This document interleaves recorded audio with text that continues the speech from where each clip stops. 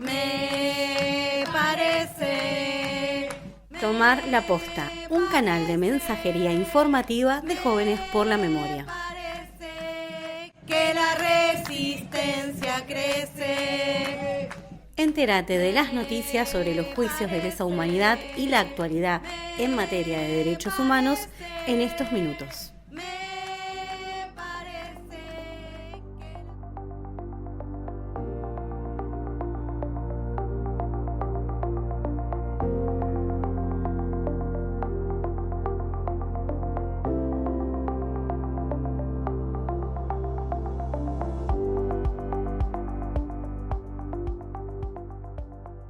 Hola a toda la oyentada. Hoy, en Tomar la Posta, queremos compartirles un reporte sobre los juicios por delitos de lesa humanidad que continúan en el país y otras noticias sobre derechos humanos. Una vez más, nos toca comenzar con despedidas, que tanto nos duelen. Esta semana, los compañeros del Sindicato de Prensa de Neuquén despidieron a Flavio Ramírez, quien fuera el secretario general en varias oportunidades. Abrazamos con estas palabras a sus compañeros y en especial a Romina Vega, su compañera de vida, que se desempeña actualmente como secretaria del sindicato. Y como es de conocimiento nacional, se nos fue Tati Almeida. Lidia Stella Mercedes Mi Uranga, más conocida como Tati Almeida, fue docente y presidía la organización Madres de Plaza de Mayo, línea fundadora. En 2018 estuvo en Neuquén presentando el libro de poemas de su hijo Alejandro y tuvimos la oportunidad de hablar con ella.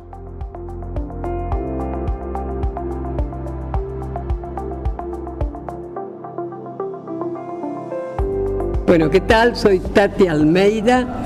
Y no en balde, son jóvenes y el programa se llama Tomar la Posta. Esa posta que de a poquito le vamos pasando las madres, pero todavía no, porque todavía seguimos de pie, a pesar de tener mucha juventud acumulada. Bueno, estoy feliz de haber estado nuevamente en Neuquén y recibir tanto amor, tanto cariño. No solamente es para mí, es para todas las madres, y en especial, por supuesto, y en este caso puntual, que vine para presentar el libro de poesías de Alejandro, todo ese reconocimiento y ese amor es para Alejandro y los 30.000. Vuelvo a repetir, son jóvenes y tomen en serio la posta. Un beso, chao.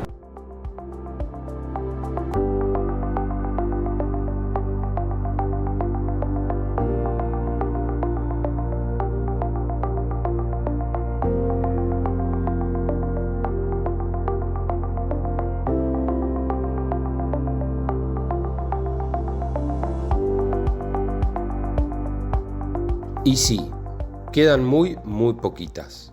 También perdimos en el camino a Angelina Caterino de Castro, quien partió un día antes que Tati Almeida. Angelina era madre y abuela de Plaza de Mayo de Mendoza, que en 2015 logró abrazar a su nieta, la nieta restituida 117. Conocida cariñosamente como Angelita, su vida cambió para siempre el 9 de diciembre de 1977. Ese día, un grupo de tareas secuestró a su hija mayor, Gladys Castro, quien estaba embarazada, junto a su esposo, Walter Domínguez, en su casa de Godoy Cruz. La lucha de Angelina también tuvo un capítulo en los tribunales, por la apropiación de su nieta Claudia. La justicia dictó 3 condenas en marzo de 2019. Si te interesa la historia de Claudia Domínguez Castro y sus abuelas, podés buscarla en nuestro canal de YouTube Tomar la Posta, donde archivamos una charla que dio en el IFD en 2018.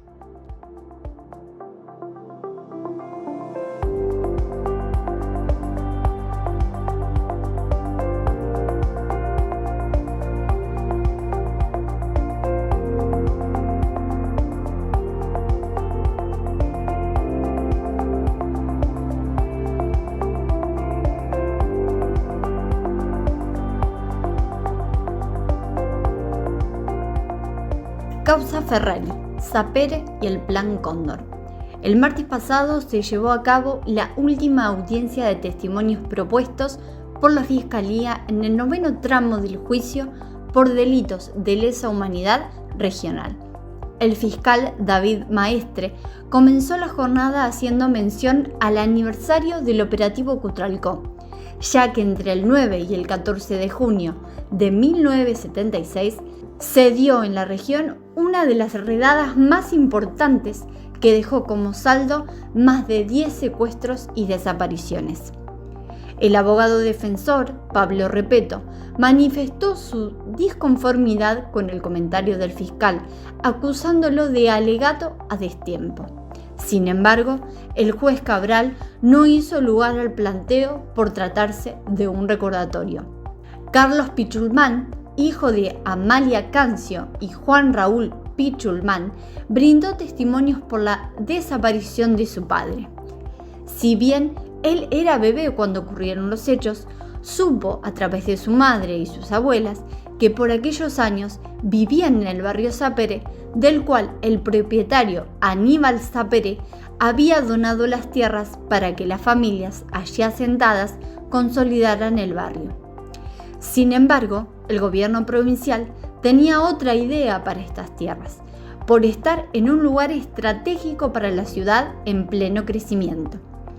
Así fue que hubo varios operativos en los años previos a la dictadura. En conocimiento de que las Fuerzas Armadas los buscaban y ante una oportunidad laboral, Amalia y Juan Raúl, junto a sus 2 hijos y el pequeño hijo de Orlando Cancio, desaparecido, se trasladaron a JJ Gómez. Allí irrumpió un grupo de hombres encapuchados.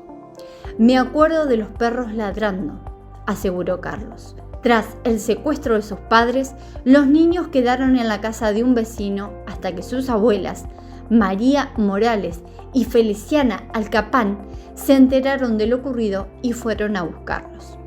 Al cabo de unos días, Amalia fue liberada cerca del puente carretero que conecta las provincias de Neuquén y Río Negro, pero de Juan Raúl no se supo nada más. Carlos señaló que su familia brindó testimonio en otros tramos de este juicio y también en las primeras denuncias ante la CONADEP. Nos desaparecieron no solo a mi papá, sino a sus abrazos, a todo lo que representa un papá, finalizó. Después de su declaración tuvimos la oportunidad de conversar y esto nos decía. Creo que lo primero que es una cosa distinta a la de mi tío José Francisco Pichulman y Orlando Cancio junto con seminario. Van por separado porque recordad que mientras que mis 2 tíos son desaparecidos de acá, detenidos y secuestrados en Neuquén, mi papá es detenido, es secuestrado, posteriormente detenido en Río Negro. Entonces creo que eso fue uno de los motivos por el cual el juicio de mi papá se da en este caso.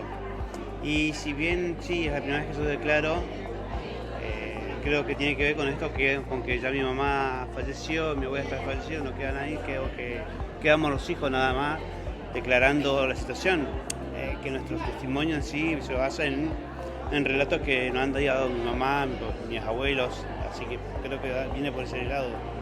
¿Y cómo se sintió hoy tomar esa posta? No, bien, porque es algo que en mi caso yo lo quería hacer. Yo soy una persona que si bien no participo en ninguna agrupación, estoy al corriente de lo que sucede. Me hubiese gustado declarar al principio porque entonces podía haber venido al juicio todo el tiempo. Declaro en el último momento, por tal motivo no puedo venir, vengo el último día. Así que no, nada, muy bien, muy contento. No sé si yo represento lo que ellos eran, siempre digo, eran re inteligentes, nada que ver con nosotros, ese es mi pensar. Es que yo digo esto, ¿sabes por qué? Porque ellos tenían un espíritu solidario, o sea, es como, hay una frase que dice que la patria del otro, y estos jóvenes, que yo voy a decir jóvenes, porque mi papá tenía 26 años y mi tío José Francisco tenía 23, ellos se luchaban por el bienestar social. Y pensemos esto, que ellos luchaban por su vivienda que nunca tuvimos, porque nosotros no lo vivimos en Sapere. Mi papá nunca recibió, ni mi mamá recibió la casa de Sapere, ninguno. Si vos te pones a hablar con cualquiera, con seminario, en este caso, no vivimos en Sapere, significa que lo importante era el otro. Así que nada. Y vos decías que Aquí transmitiste lo que pudiste saber por relato de tu mamá, por relato de tu abuela. ¿Desde cuándo te empezaron a contar vos tu historia y cómo fue transitar eso desde quizás la infancia o la adolescencia? Nosotros siempre supimos que estaban desaparecidos desde chicos. Participábamos antes en el 82, 83, me acuerdo, porque era muy chiquitito, de las marchas del 24 de marzo. Viste que todavía está la ronda a la madre ahí, que está ahí el monumento a la madre. Participamos siempre. Lo que no entendíamos, o que nosotros, o en mi caso yo me vengo de cuenta, que yo creía que está desaparecido y está preso. O sea, ese es mi concepto de desaparecido. Cuando comienzan los temas de los juicios, claro, ahí vemos que está desaparecido, es un poco más que está preso. O sea, las torturas, los vejámenes que se sentían, o sea, la deshumanización, yo creo, de mi papá, de mis tíos, eso no lo habíamos considerado nunca. Y ahora te comentaron que se va a escuchar la declaración de tu mamá. ¿Cómo será volver a repasar su palabra, su imagen aquí en este marco? Mi mamá, yo me la recuerdo porque ella usaba una mochila de oxígeno y yo la tengo presente cuando ella pasó por aquella puertita derechita e impresionante. No, para mí va a ser... ¿Vos estuviste presente en Yo esas estuve declaraciones? En las declaraciones de mi tío Victorino, de mi mamá y de Feliciana, mi abuela. Yo le digo mami. Me dijo, no digas mami porque se confunde. Eso, nada. Debe ser lindo, no sé. No tengo mucho para decir en ese punto, disculpen. Una jornada de memoria. Sí, en ese sentido vos decías que te hubiera gustado participar de todo este juicio. Bueno, comentabas que tu familia también brindó testimonio. ¿Qué opinión tenés de este proceso judicial? ¿Crees que es reparador para la familia, para el pueblo? Mira, reparador no creo. Esto que yo dije recién es un dolor que nosotros nos va a perpetuar por un montón de cuestiones.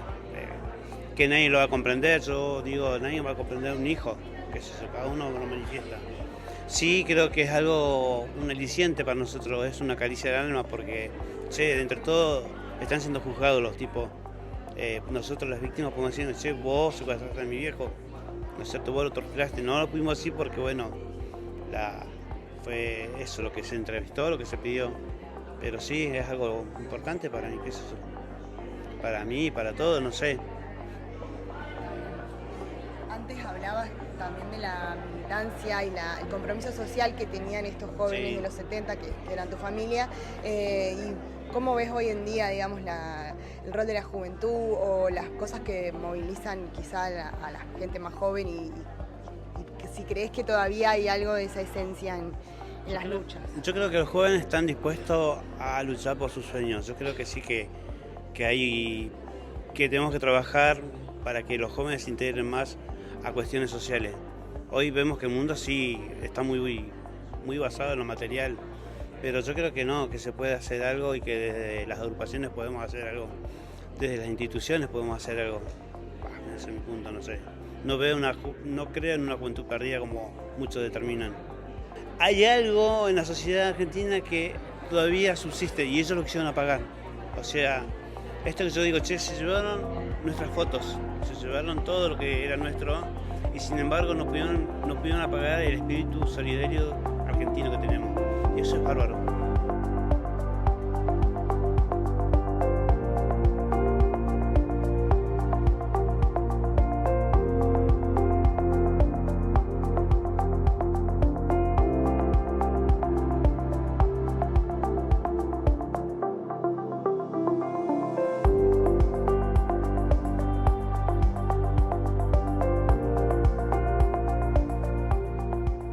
El testimonio de Male Cancio, la mamá de Carlos y compañera de Juan Raúl Pichulman, fue leído por la Fiscalía. Se trata de una declaración de marzo de 2008 en la que dio detalles de su secuestro en 1977. La Fiscalía también leyó el testimonio de Carlos Pérez, secuestrado en varias oportunidades en San Martín de los Andes. Además, se reprodujo la declaración filmada de Mónica Elvira, quien ya falleció. Cabe aclarar que, en su caso, la Fiscalía definió hacer públicas sus declaraciones previas en honor a la verdad. Su relato de aquel 24 de marzo en la Municipalidad de Bariloche intervenida por el gobierno de facto, aportó en aquel entonces al caso de Oscar Escobar. Por otra parte, el testimonio que ocupó un gran lugar en esta jornada fue el de la italiana Francesca Lessa, quien aportó su declaración en calidad de testigo de concepto, ya que investigó sobre los juicios relacionados con el Plan Cóndor. En su libro Los juicios del Cóndor, la coordinación represiva y los crímenes de lesa humanidad en América del Sur, detalla que se trató de un sistema transnacional integrado por las Fuerzas Armadas de Argentina, Chile, Uruguay, Paraguay y Bolivia. Entre 1976 y 1978, este sistema se consolidó como una estructura ambiciosa y sofisticada en 4 ejes. Un sistema secreto de comunicación, Cóndortel, centrales de mando, Cóndor Eje, un banco de datos y la unidad ultrasecreta Teseo, integrada por agentes de inteligencia. El aporte de la investigadora permite situar en un contexto regional complejo la desaparición del matrimonio chileno Appel Dellard, secuestrado en Cipolletti, como un caso de crimen de lesa humanidad con dimensión internacional. Lessa estuvo presente en los juicios que se realizaron entre 2014 y 2016, en los que se abordaron 106 casos del Cóndor y 67 del CCDI Automotores Orletti. En esa investigación pudo aportar algunos números. El 90% de las personas fueron perseguidas en Argentina. El 26% pertenecía al movimiento de izquierda revolucionaria. El 25% eran refugiados de ACNUR. El 36% se encuentra desaparecido, mientras que el 41% sobrevivió y el 10% fue asesinado. Una vez más, el condenado en Campo de Mayo, Jorge Héctor Di Pasquale, intervino para consultar al testigo sobre la Junta de Coordinación Revolucionaria y la presencia del MIR y el ERP en Tucumán. Para responder, la investigadora italiana se apegó a su trabajo y aportó que el documento de la JCR a los pueblos de América Latina fue leído públicamente en febrero de 1974. Finalizada la jornada, se confirmó que para los días 23 y 24 de junio se espera la exposición de los relatos de 8 testigos propuestos por la defensa de los acusados.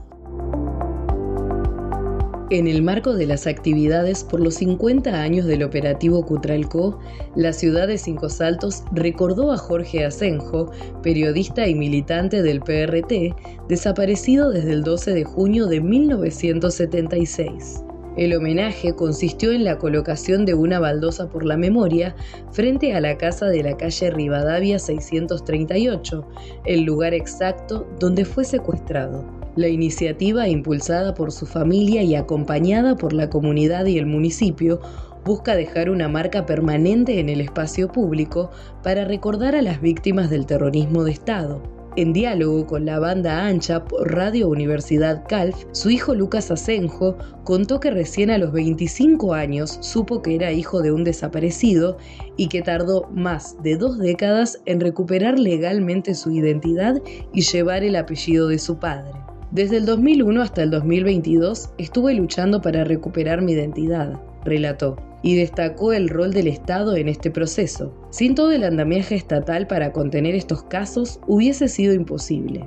Lucas también recordó el vacío que dejó la ausencia de su padre. Contó que durante el juicio Escuelita 7, el abogado de uno de los represores le preguntó de qué club era hincha. Entonces, respondió que al dictar sentencia, también debían tener en cuenta todo lo que le habían quitado. Mi viejo no me llevó a la cancha, no me llevó a la escuela, no me hizo hincha de River. Todo eso también es consecuencia del terrorismo de Estado. Finalmente sostuvo que la búsqueda de memoria y justicia continúa, porque los desaparecidos siguen desaparecidos y porque, afirmó, lo importante es que no vuelva a suceder. Gracias a la municipalidad que decidió acompañar la locura. No solo operativizando la cuadrilla para poder poner la baldosa, sino que también arrancó con poner esta señalítica recordando y marcando el lugar donde secuestraron a mi viejo.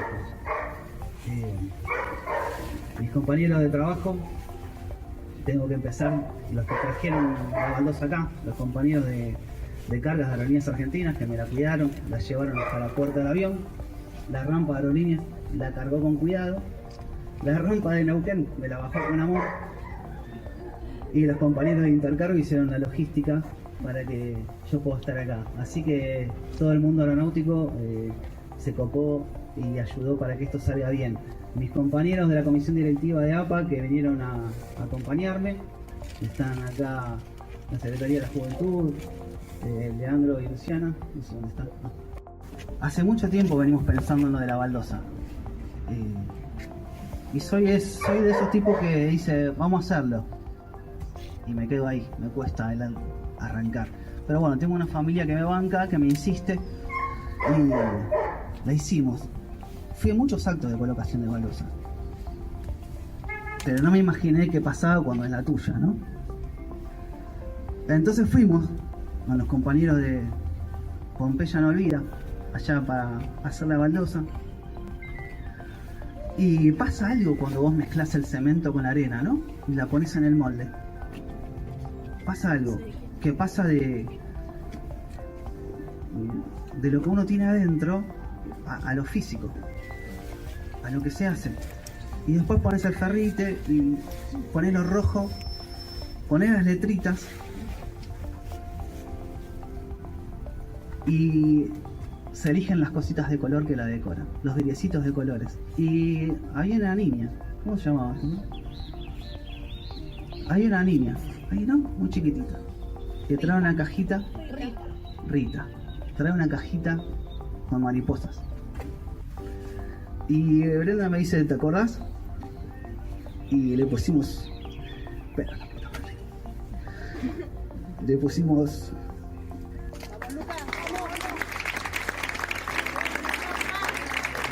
una mariposa, porque nos acordamos de la mariposa que tejió crochet Dora en el juicio, ¿te acordás?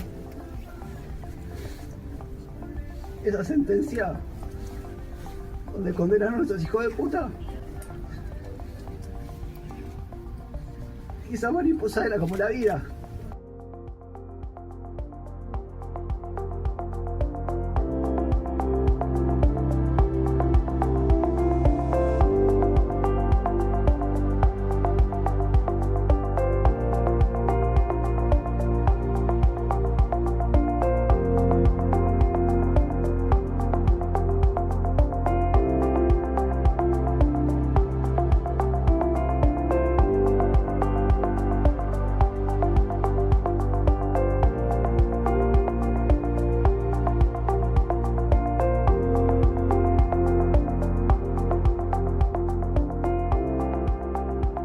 El último adiós para Tati.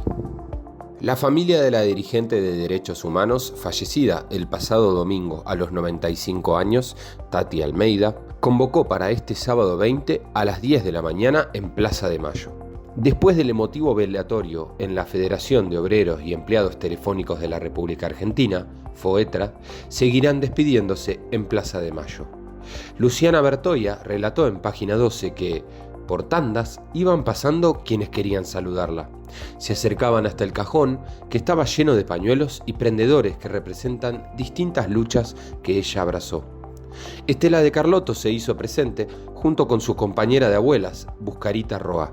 Las dos entraron escoltadas por un grupo de nietos, Manuel González, Claudia Poblete, Victoria Montenegro, entre otros. Horacio Pietragala Corti está convencido de que tomar la posta no será una tarea sencilla. Tenemos que ser miles para reemplazar a estas mujeres que estuvieron a la altura de la historia, señaló. Victoria Montenegro, también una de las nietas que restituyeron su identidad gracias a las abuelas, contó que el dolor por la partida de Tati era tan grande como la inmensidad que representan las madres. Hoy tenemos una sensación de orfandad que nos pega fuerte. Además, siguiendo con el legado del indio, hubo dolor pero hubo canciones.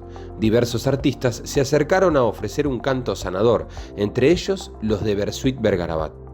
La invitación ruega puntualidad a quienes asistan a recordar a Almeida, quien perdió a su hijo Alejandro a manos de la AAA en 1975. Su hija Fabiana fue quien se encargó de recibir a la prensa en los primeros minutos y esto decía: yo cuando la vimos a la mañana que no estaba bien y que estaba sufriendo, le dijimos: vieja, dale, soltá, dale, que Alejandro está arriba, te está esperando, Ale.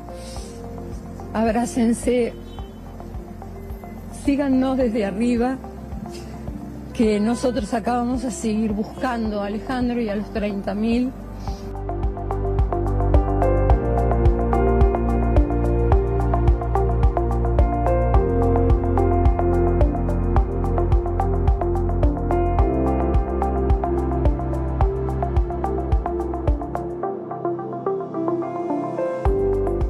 La muerte de Tati Almeida sigue generando muestras de cariño y reconocimiento en distintos ámbitos de la cultura y los derechos humanos. Una de las más emotivas llegó desde la orquesta La Delio Valdés, que compartió con ella la canción Santa Leona. En diálogo con Radio Universidad Calf, el saxofonista y compositor Pablo Fidel Broide contó que, tras conocerse el fallecimiento de la referente de Madres de Plaza de Mayo, línea fundadora, la familia le transmitió un deseo muy especial, que estuvieran presentes en la despedida con su música. Lleven algo para hacer música, porque Tati dijo que quería música y que los quería a ustedes, recordó el músico. Así, las cumbias de la Delio Valdés acompañaron el último adiós a una de las figuras más emblemáticas de la lucha por la memoria, verdad y justicia. Broide expresó además el profundo agradecimiento que siente la banda hacia Almeida y destacó el ejemplo que dejaron las Madres de Plaza de Mayo. Dijo que fueron heroínas que transformaron la historia del país sin recurrir a la violencia, caminando, hablando y reclamando en las calles durante décadas. El músico también reveló que la canción Santa Leona, que nació inspirada en otras luchadoras y que luego incorporó la voz de Tati, adquirió un nuevo significado tras su muerte. Ayer la canción dio un giro sorpresivo, confesó, y concluyó con una frase que resume ese sentimiento. Al final era ella la de la canción, era la Santa Leona.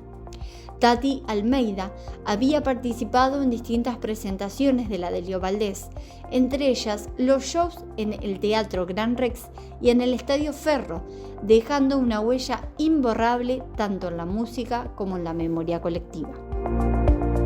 La semana en juicios. 70 años después, la jueza federal de San Martín, Alicia Bence, inauguró el proceso oral y público por la masacre de José León Suárez, que determinará con rigor de verdad que los asesinatos de un grupo de personas por orden y ejecución de la dictadura de Pedro Eugenio Aramburu en junio de 1956 fueron crímenes de lesa humanidad. El juicio por la verdad sobre la masacre de José León Suárez tendrá 3 jornadas de testimonio en las que se escucharán las declaraciones de familiares de víctimas y la del único sobreviviente del grupo de 12 hombres que en la noche del 6 de junio de 1956 fueron secuestrados de una casa en Florida, en el norte del conurbano, donde se encontraban reunidos por una patota de la policía bonaerense y horas después fueron asesinados en un basural de José León Suárez. Los responsables, Pedro Eugenio Aramburu e Isaac Rojas, segundo al mando de la autodenominada Revolución Libertadora, así como quien fue jefe de la bonaerense, Desiderio Fernández Suárez, que participó personalmente de las detenciones aquella madrugada de junio, fallecieron impunes. Mauricio Caminos y Facundo Loduca escribieron un perfil en Revista Anfibia sobre el coronel y descubrieron que su nieto es embajador argentino en México. Daniel Brión, cuyo padre, Mario Brión, fue uno de los asesinados en el hecho, brindó una entrevista a Radio Universidad Calf en la que repasó los asesinatos cometidos bajo la dictadura de Pedro Eugenio Aramburu y relató además cómo rehizo su vida en adelante. El hombre, que en la actualidad cumple 74 años, es autor del libro El presidente duerme, una investigación sobre la masacre de José León Suárez que ya va por la 6ª edición. Daniel Brión dio información respecto al expediente legal y las instancias que transitó hasta alcanzar el debate oral y público. El hombre argumentó el valor histórico de los juicios por la verdad e incluso lo relacionó con el hecho de la actualidad al resaltar con preocupación que en la antesala de estas audiencias, el hijo del nieto de Desiderio Fernández Suárez, el mayor asesino de los crímenes del 56, fuera designado por el Poder Ejecutivo Nacional como embajador argentino en México. Para finalizar la charla, Daniel pronunció un emotivo homenaje a una consigna inmortalizada por las y los militantes fusilados en el sur del país en la masacre de Trelew. Podés encontrar la entrevista completa en la página de la Radio Universidad Calf.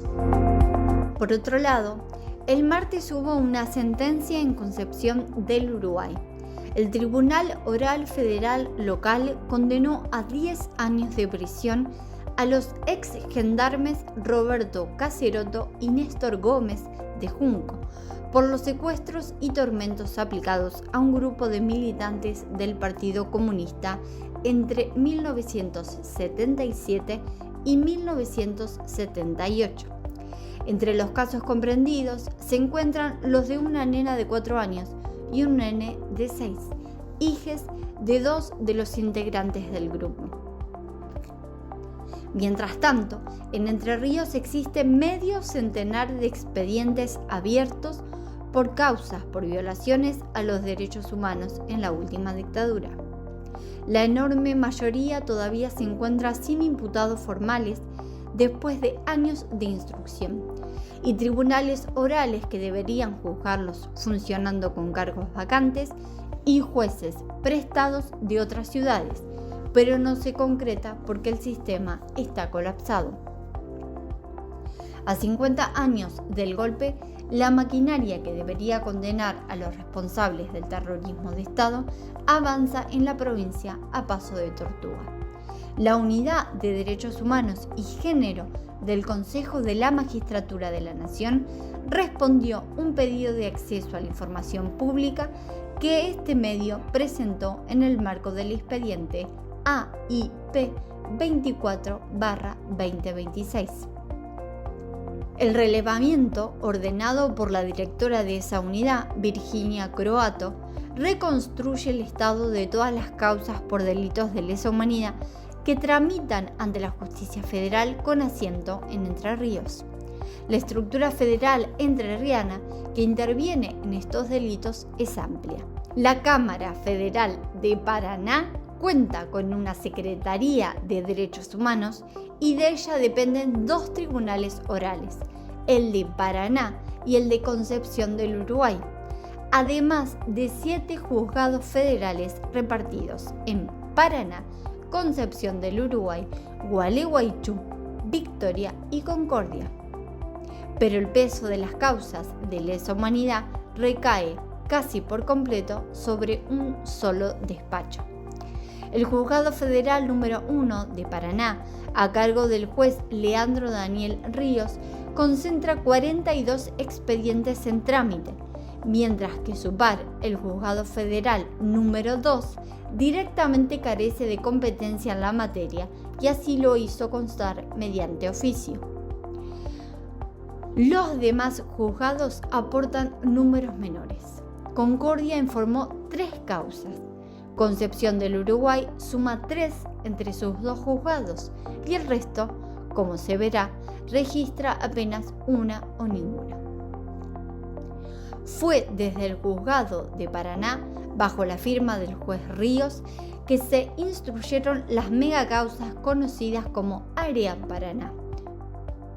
Por su volumen y por su historia, el Juzgado Federal número 1 funciona como el verdadero centro de gravedad de la memoria judicial de la provincia y siempre con una estructura mínima. la misma que heredó de su padre, el ex juez federal Aníbal María Ríos, que debe llevar adelante cientos de expedientes mensuales por diferentes causas. Fuera de Paraná, el resto del territorio aporta un goteo de expedientes. El Juzgado Federal número 1 de Concepción del Uruguay tramita 2 causas vinculadas a privaciones ilegales de la libertad y el de Concordia 3, entre las que figura una investigación por desaparición forzada de persona y otra por tortura. Son números pequeños que, sin embargo, mantienen viva la causa en el sur y el norte de la provincia, lejos del foco de la capital. En todos los casos, las investigaciones permanecen en su etapa inicial, sin acusados formalizados. Podés completar la información en analisisdigital.com.ar. Hay fecha para otro juicio en Córdoba. El Tribunal Oral Federal de Córdoba fijó para el próximo 20 de octubre el inicio del juicio oral por la denominada causa Gutiérrez, que investigará delitos de lesa humanidad cometidos en Río Cuarto durante la última dictadura. La causa permitirá volver sobre la actuación del aparato represivo en el sur cordobés y sumar nuevas páginas al proceso de juzgamiento de los responsables del terrorismo de Estado. Daniel Olartecoechea, abogado querellante de la Municipalidad y la Universidad Nacional de Río Cuarto, explicó que cada una de las partes expuso sus posturas sobre distintos aspectos de la prueba. La causa Gutiérrez cuenta con un juicio oral para 24 ex policías y ex militares por crímenes de lesa humanidad cometidos contra 70 víctimas entre 1975 y 1978. Según el fiscal Facundo Trota, se vuelve la causa más grande de la jurisdicción después de la megacausa de La Perla. Es, además, también una reafirmación del cruel plan de exterminio que llevó a cabo la dictadura cívico-militar, afirmó Trota. En relación a las hipótesis que analizan sobre el ocultamiento de restos, manifestó no solamente los asesinaron, los ocultaron, sino que después los retiraron y los llevaron a otro lugar para seguir ocultándolos, es decir, lo hicieron desaparecer 2 veces. Continuando con la agenda de los juicios por delitos de lesa humanidad, en Mar del Plata la Fiscalía solicitó prisión perpetua para los 16 acusados en el juicio Subzona 15-3. La causa investiga secuestros, torturas, desapariciones y homicidios, crímenes cometidos por el circuito represivo que operó en Mar del Plata y otras localidades bonaerenses. En La Plata hubo testimonios en el marco del juicio contra integrantes de la Concentración Nacional Universitaria. Esta semana declaró un sobreviviente que identificó a uno de los acusados como parte activa de los operativos represivos y aseguró que Castillo daba las órdenes. Los testimonios siguen reconstruyendo el accionar de la organización paraestatal antes y durante la dictadura. El testimonio clave fue de Daniel Pastorino, quien declaró que era una banda paraestatal armada de ultraderecha peronista que en aquellos años sembró terror en La Plata con más de 70 asesinatos de activistas estudiantiles y delegados gremiales.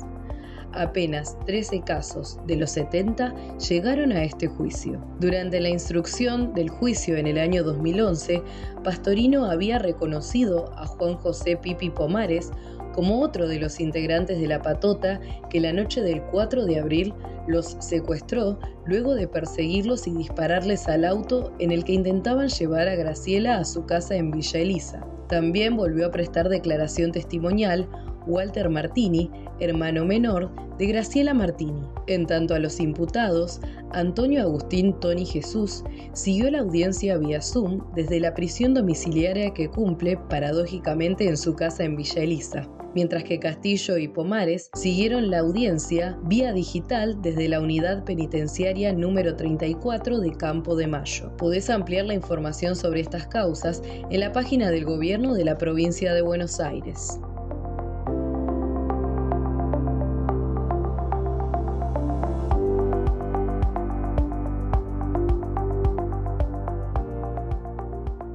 En Santa Fe, sobrevivientes y víctimas participaron de una visita ocular en uno de los escenarios centrales de los hechos investigados en el juicio Laguna Paiva II. La recorrida permitió reconstruir espacios utilizados por las fuerzas represivas y aportar nuevos elementos a un debate histórico por los crímenes cometidos contra integrantes de la familia Páez, incluidos niños y niñas. Entérate de los detalles de esta jornada en rosarioplus.com.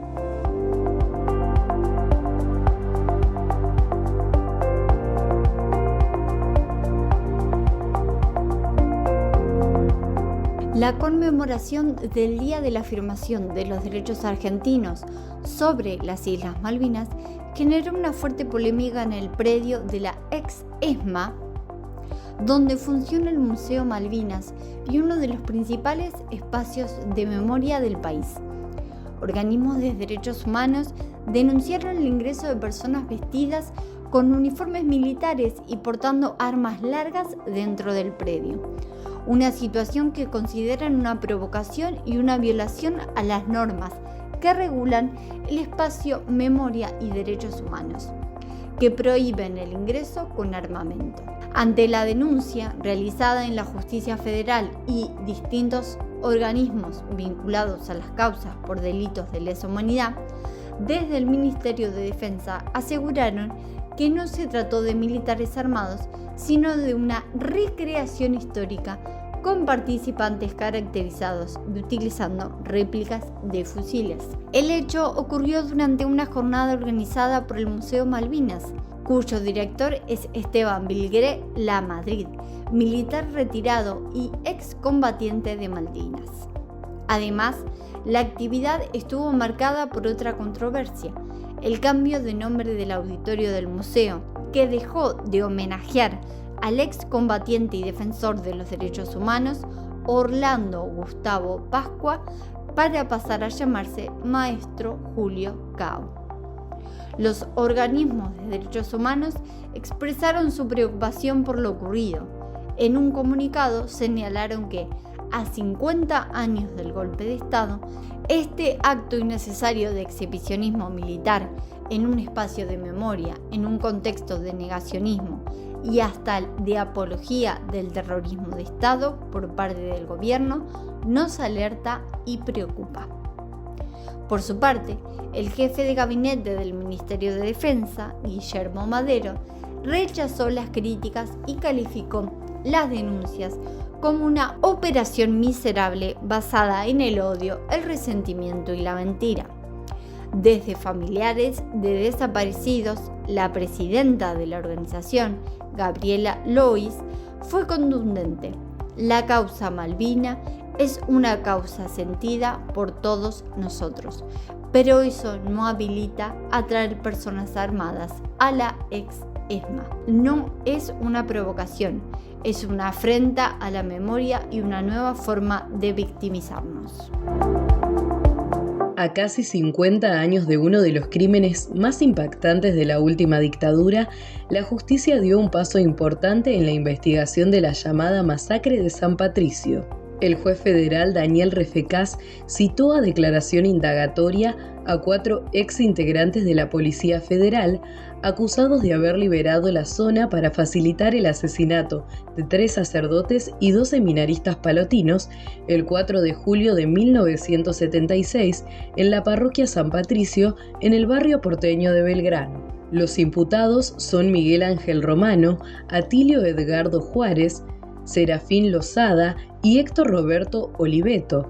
Este último además está acusado de haber encubierto el hecho, ya que la comisaría a la que pertenecía estuvo a cargo de las primeras actuaciones policiales. La causa avanzó gracias al impulso de la organización Palotinos por la Memoria, la Verdad y la Justicia, que destacó la decisión judicial como un paso significativo para esclarecer el mayor ataque cometido contra la Iglesia Católica Argentina durante la dictadura. Durante años se creyó que el crimen había sido obra de un grupo de tareas de la Armada y se investigó dentro de la megacausa ESMA. Sin embargo, nuevas pruebas apuntan a una represalia de la Policía Federal ocurrida 2 días después de un atentado contra el edificio de Coordinación Federal.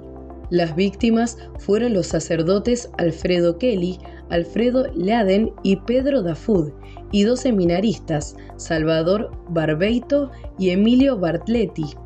Todos ellos estaban vinculados a la teología de la liberación y al movimiento de sacerdotes para el Tercer Mundo, que mantenían una postura crítica frente a la dictadura. Los cuerpos fueron hallados acribillados dentro de la iglesia, junto a pintadas con amenazas y consignas que reivindicaban el ataque.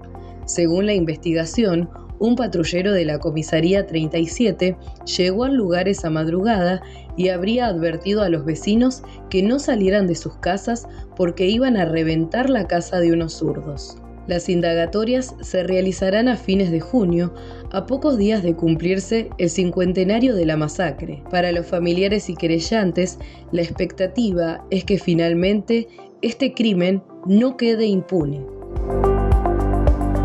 La búsqueda de verdad y justicia por los crímenes de la última dictadura siguió avanzando en Córdoba.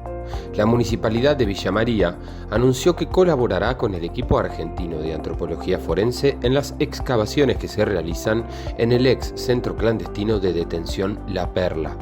El acuerdo comenzó a gestarse tras una reunión entre el intendente Eduardo Acastelo, el juez federal Miguel Hugo Vaca Narvaja y representantes del equipo argentino de antropología forense, que investiga enterramientos clandestinos de personas detenidas desaparecidas durante la dictadura.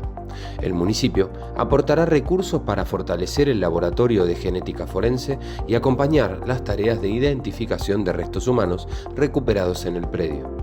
También se prevé impulsar acciones educativas vinculadas a la memoria y los derechos humanos.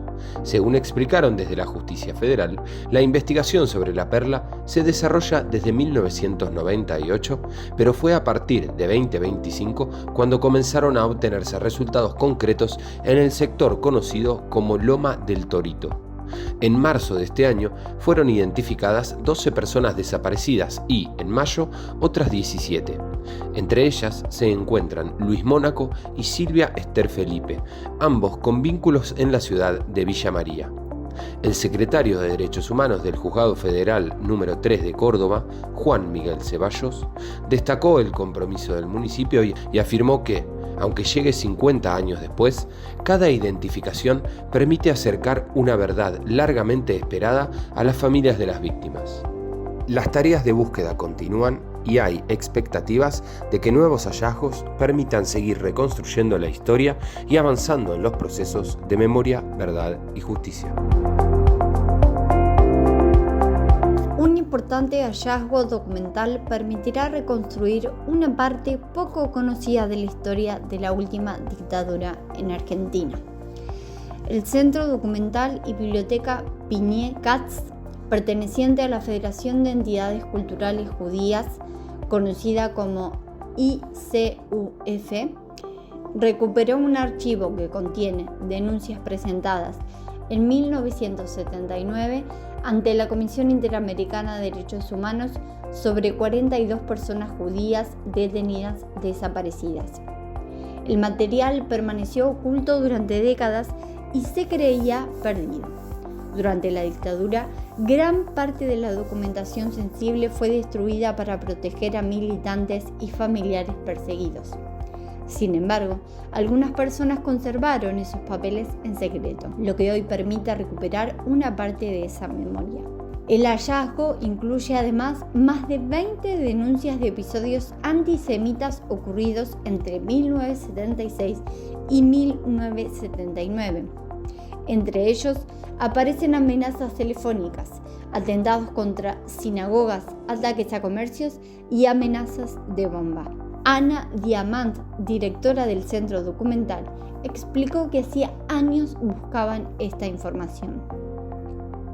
Según señaló, siempre supieron que estas denuncias habían existido, pero ahora cuentan con la prueba documental. Además, destacó que estos archivos desmienten la idea de que toda la colectividad judía permaneció en silencio frente al terrorismo de Estado.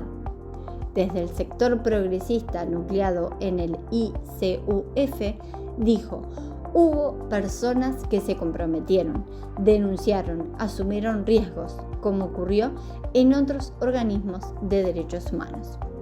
La documentación será puesta a disposición de investigadores, periodistas y del público en general con la expectativa de aportar nuevas evidencias y seguir reconstruyendo la memoria sobre los años más oscuros de la historia argentina.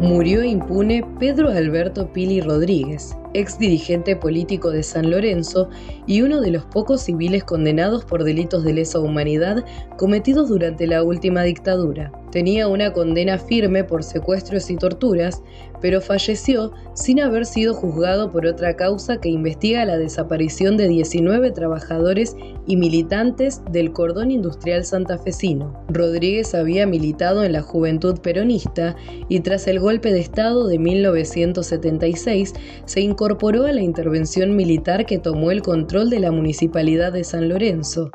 Allí se desempeñó como asesor político y legal del intendente de facto, Rubén Osvaldo Cervera. En 2013 fue condenado a 8 años y 6 meses de prisión por el secuestro y las torturas sufridas por el dirigente sindical Manuel Casado. La sentencia quedó firme 1 año y después cumplió la pena bajo prisión domiciliaria. Sin embargo, para los organismos de derechos humanos, su responsabilidad fue mucho más amplia. Rodríguez estaba procesado en la causa que investiga la desaparición forzada de 19 trabajadores delegados gremiales y estudiantes del cordón industrial, pero murió antes de que el juicio pudiera realizarse. Soledad Chiodín, referente de derechos humanos e impulsora de esa investigación, sostuvo que Rodríguez fue parte de la dictadura cívico-militar y una pieza clave del aparato represivo en la región. Además, responsabilizó al ex juez federal Marcelo Bailaqué por la demora en la causa y afirmó que esa demora permitió que varios acusados murieran sin condena. Para los organismos, la muerte de Rodríguez cierra la posibilidad de juzgar a uno de los civiles señalados como engranaje fundamental del terrorismo de Estado en la zona y deja abierta una deuda que a 50 años del golpe sigue atravesando a la sociedad argentina: la búsqueda de memoria, verdad y justicia.